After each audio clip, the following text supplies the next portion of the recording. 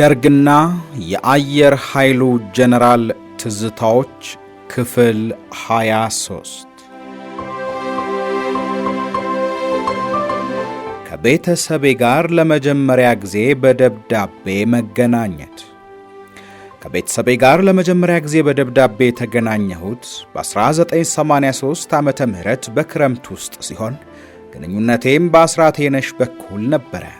ከላይ እንዳውሳሁት ይሄ ግንኙነት ሊመቻች የቻለውም ሚስስ አንጀለቲና አስራቴነሽ ለመተዋወቅ በመብቃታቸው ነበረ። ከዚያ በፊት ግን ስለ ቤተሰቤ ሁኔታ የምከታተለው በቀጥታ በስልክ በማደርገው ግንኙነት ሲሆን ስልክ መደወል ከተከለከልን በኋላ ደግሞ በተዘዋዋሪ መንገድ ነበረ። መጀመሪያዎቹ ጥቂት ወራቶች አስራቴነሽና አልማዝ በየጊዜው ስልክ ስለሚደዋወሉ ሁኔታቸውን በቅርብ እከታተል ነበረ። ከዚያም በእርሷ አማካኝነት ደብዳቤዎች ከአልማዝ ጋር መለዋወጥ ስንጀምር ስላሉበት ሁኔታ ይበልጥ ለማወቅ ችዬ ነበረ። ይሄውም አልማዝ የሚያጋጥማትን ሁኔታ በተጨባጭ ደብዳቤዋ ላይ በማስፈር በቀጥታ ትገልጽልኝ ነበረ። በዚህ አይነት በተጀመረው ግንኙነት ታዲያ እነዚያ የመጀመሪያዎቹ ጥቂት ወራት በእኔ ላይ የአእምሮ ጭንቀት ፈጥረውብኝ ነበረ። ከዚህ የአእምሮ ጭንቀት ለመገላገል የቻልኩት በዓመቱ መጨረሻ ላይ ልጆቹ ትምህርት ቤት ስለመግባታቸውና እርሷም በሰዎች እርዳታ ጊዜያዊ የመኖሪያና የሥራ ፈቃድ ማግኘቷን የሚገልጽ ደብዳቤ ሚስስ አንጀለቲ አምጥታ ከሰጠችኝ በኋላ ነበረ። በዚህ ዜና በጣም በመደሰቴና ከነበረብኝ ጭንቀት ሁሉ በመላቀቅ የተረጋጋ ኑሮ ጀመርኩኝ። ከዚያም ከቤተሰብ ጋር በቀጥታ በደብዳቤ እንድንገናኝ ሁኔታዎች ስለተመቻቹልኝ የበለጠ ተረጋጋው። የደብዳቤ መለዋወጥን ጥቅምና አስፈላጊነት የተረዳሁት በዚህ አጋጣሚ የኑሮ ሁኔታ ነበረ። ከዚህ በፊት ደብዳቤ የምጻጻፍበት አጋጣሚ ውሱን ስለነበረ ለዚህ ጉዳይ ትኩረት አልነበረኝም። ይሁንና አሁን ከጀመርኩት የኤምባሲ ኑሮና ከማንም የውጭ ሰው ጋር በአካል ለመገናኘት በማልችልበት ሁኔታ ደብዳቤ መለዋወጥ ለኔ ትልቅ ትርጉም ነበረው። በተለይ በመጀመሪያዎቹ ጥቂት ዓመታት ደብዳቤዎች ለሕይወቴ ትርጉም የሰጡ ከመሆናቸውም በላይ ለመኖር የነበረኝን ፍላጎት በማነሳሳት ረገድ ልዩ አስተዋጽኦ አበርክተዋል። ለዚህም ከፍተኛ ሚና የነበራቸው እነዚህ በየጊዜው ከአልማዝ የማገኛቸው ደብዳቤዎች የእርሷን የዕለት ተዕለት ኑሮ የሚገልጹና የሕይወትን ውጣ ውረድ የሚያመላክቱ ስለነበሩ ልዩ ስሜት ያሳድሩብኝ ነበረ። አልማዝ እያንዳንዱን የሚያጋጥማትን ደስታም ሆነ ሐዘን በዝርዝር እየገለጸችልኝ ትጽፍልኝ ስለነበረ የኔም ስሜት በዚያው ልክ ከፍና ዝቅ ይል ነበረ። በመጀመሪያዎቹ ፈታኝ ዓመታት ደብዳቤዎች ይመጡ የነበሩት በተከታታይ ሲሆን አንዳንዴ በየሳምንቱ ይደርሰኝ ነበረ። እኔም በበኩሌ በተላከልኝ ደብዳቤ በመመስረት ወዲያውኑ መልስ በመጻፍ ለማበረታታት ሞክር ነበረ። በደብዳቤ ግንኙነት መንስኤ እኔ መንፈስ ብርታት እንደማገኘው ሁሉ አልማዝም ባለችበት ቦታ የሞራል ጥንካሬ በማግኘት ኑሮን ለመቋቋም በቃች።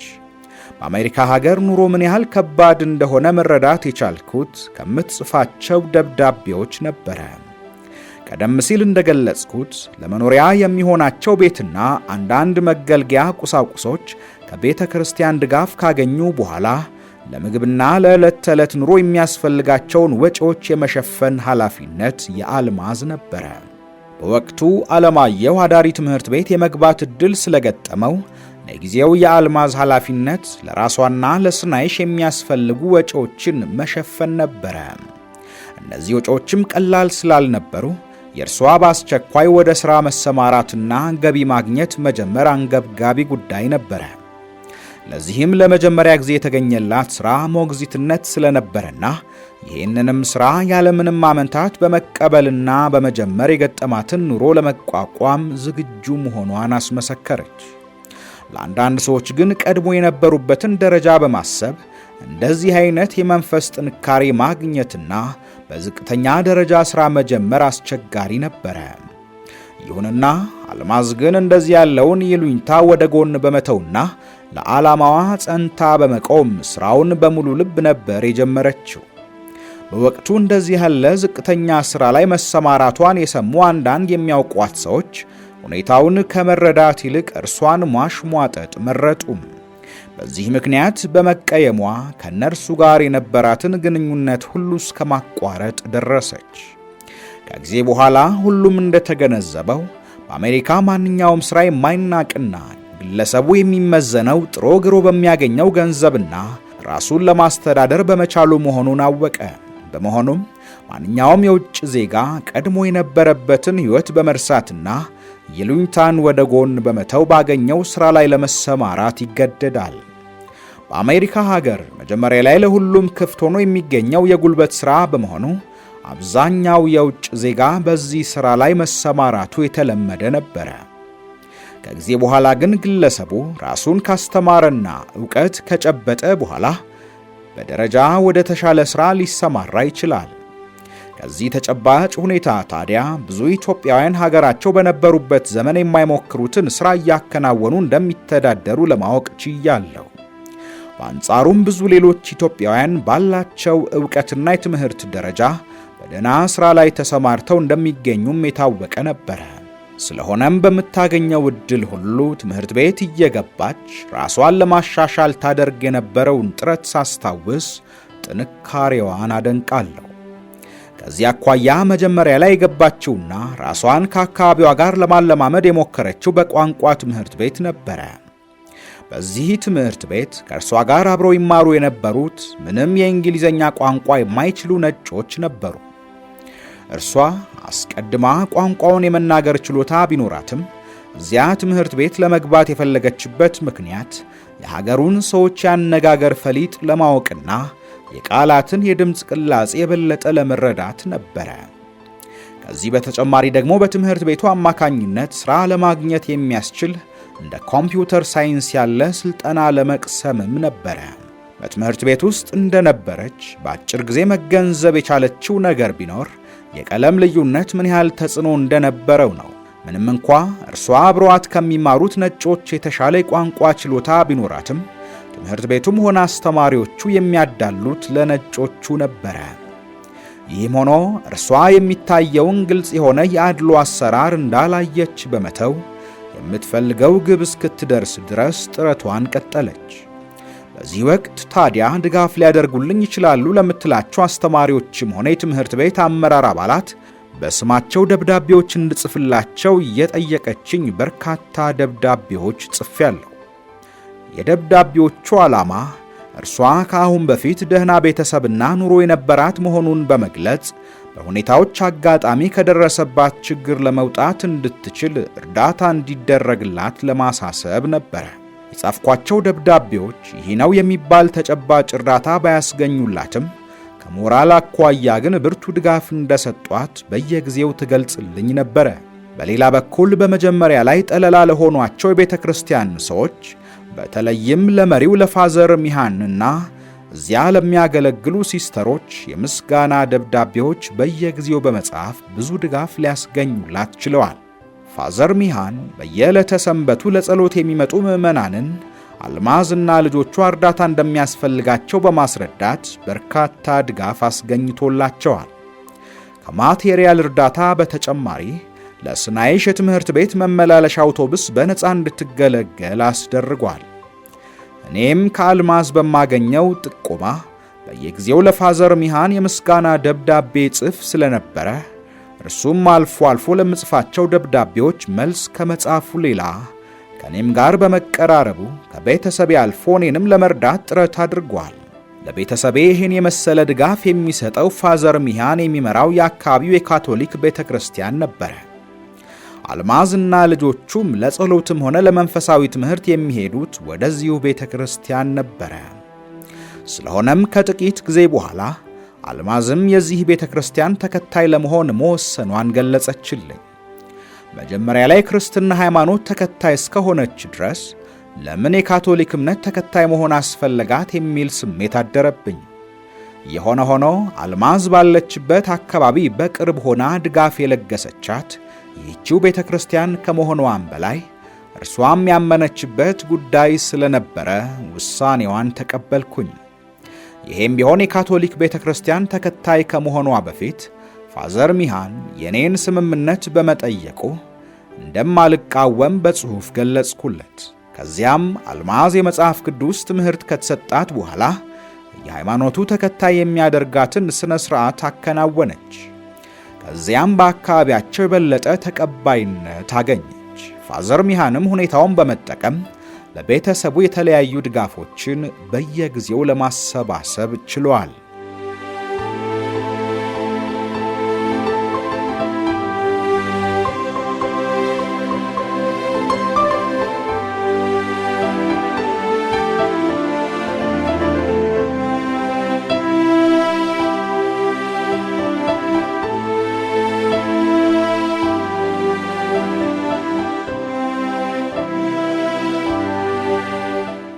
የቤተሰብ ሁኔታ በስደት አልማዝ ባደረገችው ብርቱ ጥረት ቀስ በቀስ ራሷን ወደ መቻል ደረጃ ከመድረሷም በላይ ለኔም አንዳንድ ዕቃዎች ማለትም የተለያዩ ልብሶችን መላክ ጀመረች።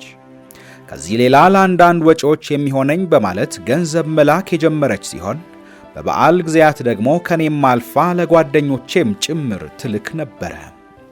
ይሁንና አንዳንዴ በፖስታ ቤት በኩል የሚላክ ገንዘብ ስለሚሰረቅብን ያናድደን ነበረ።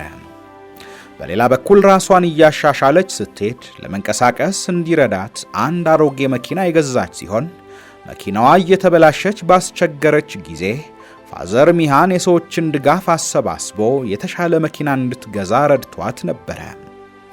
የመጀመሪያውን ዓመት የኑሮ ውጣ ውረድ በእንዲህ ያለ ሁኔታ ካሳለፈች በኋላ ከአካባቢዋ ጋር እየተለማመደች መጣች። በዚህ ጊዜ ሁሉ ግን ዓላማ አድርጋ የያዘችውን ተግባር ለማስፈጸም ከመሞከር ወደ ኋላ አላለችም።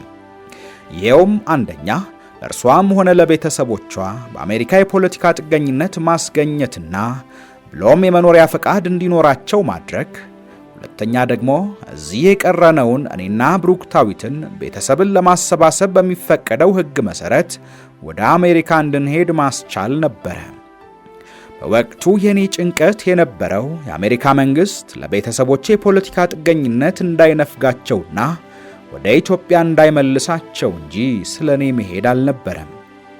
ይሄውም በሰብአዊ መብት ረገጣ ለተከሰሰ ሰው ለእርሱም ሆነ ለቤተሰቡ የፖለቲካ ጥገኝነት መስጠት የአሜሪካ ሕግ ይከለክላል ስለሚባል እነርሱን እንዳይመልሷቸው በመስጋት ነበረ።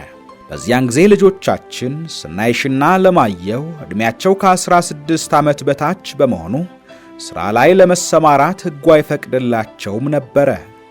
ይሁንና የእረፍት ጊዜያቸውን እንዲሁ እንዳያሳልፉት በማሰብና በሌላ በኩል ደግሞ ትንሽ እየሰሩ ገንዘብ የማግኘትን ጥቅም እንዲለማመዱ ለማድረግ የሰዎችን እርዳታ በመጠየቅ ሥራ አስገብታቸው ነበረ። በዚህ መሠረት ስናይሽ አካባቢያቸው በሚገኝ አንድ መጽሐፍት ቤት ውስጥ ሥራ ስትጀምር፣ ዓለማየሁ ደግሞ በአንድ ጎልፍ መጫወቻ ክለብ ሥራ አገኘ። የዓለማየሁ ሥራ ጉልበትን የሚጠይቅ በመሆኑ ሁኔታውን አልወደደውም ነበረ። በመሆኑም ከሥራው ለመቅረት በዳዳበት ወቅት ደብዳቤ እንድጽፍለትና እንዳበረታታው ስለጠየቀችኝ እኔም ቤተሰቡ ሁሉ በአሁኑ ጊዜ መተጋገዝ እንዳለበት በማሳሰብ ምክር አዘል ደብዳቤ ጽፌለት ነበረ። በአንዳንድ አጋጣሚዎች አልማዝን ሲያገኟት እንድትጠነክር ከማበረታታት ሌላ በአንድ ወቅት ተኮላ ደጀኔና መርስኤ እጅጉ የገንዘብ ድጋፍ እንደሰጧት ነግራኛለች። ይሄንን እዚህ ላይ ለማንሳት የፈለግኩት ሰዎቹ ስለሰጡት የገንዘብ መጠን መብዛት ወይም ማነስ ሳይሆን ከነበራቸው አቅም ለማድረግ የሞከሩትን በጎ ተግባር ለመጥቀስ ነው። ከእነዚህ ሰዎች ጋር የተዋወቅኩት በሥራ አጋጣሚ እንጂ በሌላ ስላልነበረ በዚያ አስቸጋሪ ወቅት ቤተሰቤን ለማበረታታት ያደረጉት ነገር የሚያስመሰግናቸው ነው።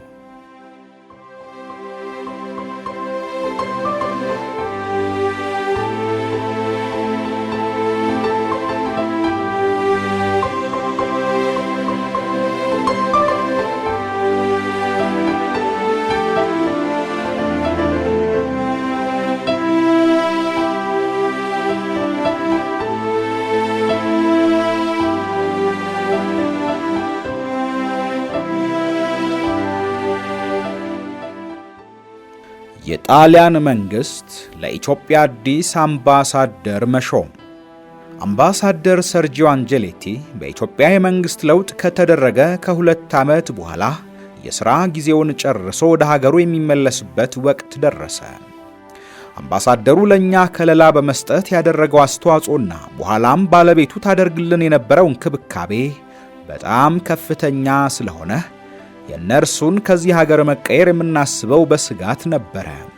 ይሁንና ማንኛውም አምባሳደር በአንድ ሀገር የሚቆየው ለተወሰኑ ዓመታት ስለሆነ አምባሳደር አንጀሌቲም ጊዜውን ሲጨርስ እንደሚቀየር የታወቀ ነበር።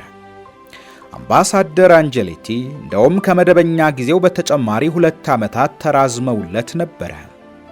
ይህ ሊሆን የቻለው ምናልባት ጊዜውን በጨረሰበት ወቅት በኢትዮጵያ የመንግስት ለውጥ ስለተደረገና በሀገሪቱ ውስጥ የተረጋጋ ሁኔታ ገና ባለመስፈኑ ሲሆን፣ በሌላ በኩል ደግሞ የጡረታ ዕድሜው ስለደረሰ ዘመኑን እዚሁ ጨርሶ እንዲሄድ ተፈልጎ ሊሆን ይችላል።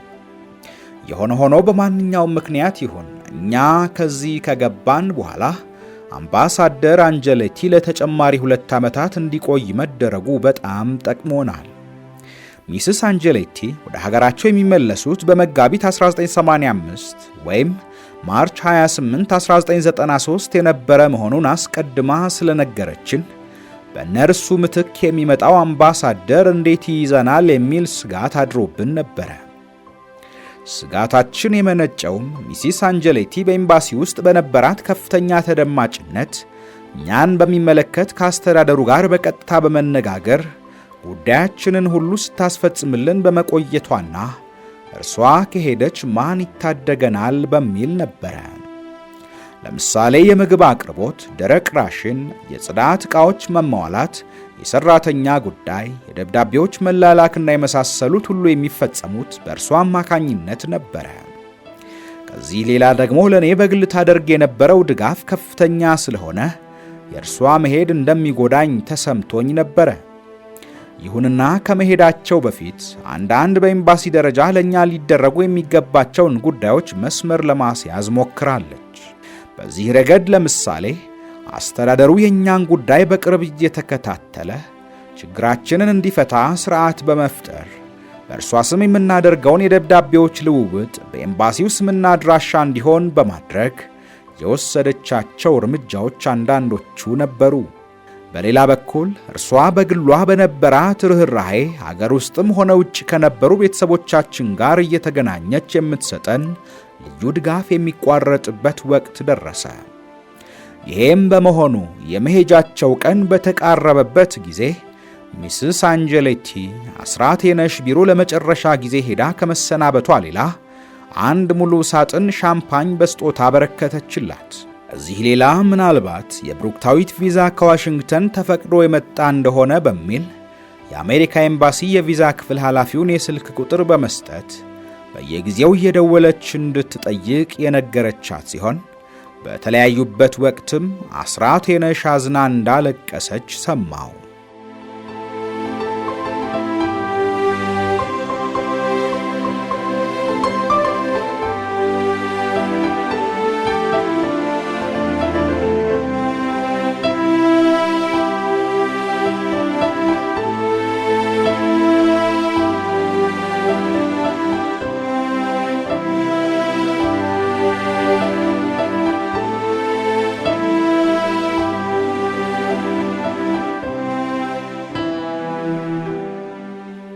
ውድ የኢትዮ ሜዳ ቤተሰቦች በሌተናል ጀነራል አዲስ ተድላ ከተጻፈው በገጠመኞች የታጀበ የህይወት ጉዞ መጽሐፍ ላይ የመረጥንላችሁ የምርጥ ገጾች ዝግጅታችን ታሪክ አላበቃም።